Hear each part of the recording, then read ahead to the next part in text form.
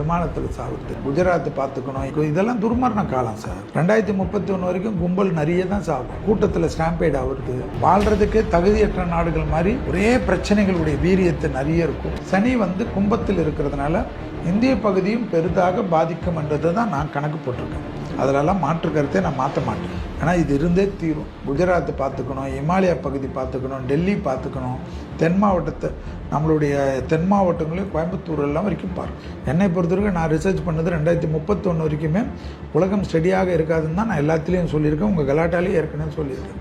நம்ம ட்ரெயினில் சாப்பிட்றது, விபத்தில், விமானத்தில் சாப்பிட்றது, இதெல்லாம் துர்மரண சீசன்.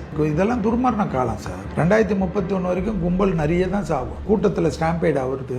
உலகம் இதெல்லாம் பார்த்து கொண்டு தான் சார் வரும். ஒரு பக்கம் அழிஞ்சு தானே போயிருக்கோம்.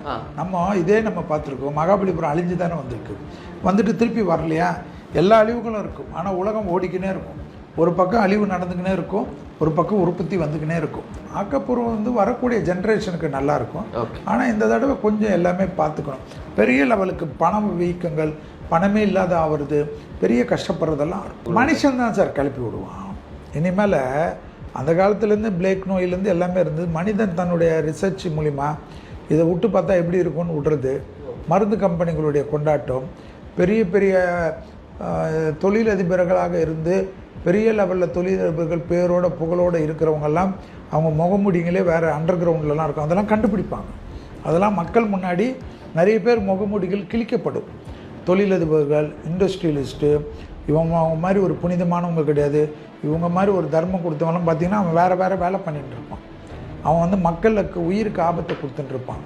அதெல்லாம் கண்டுபிடிப்பாங்க. அதெல்லாம் தெரிய வரும். இந்த வாட்டி எல்லாமே வரும்.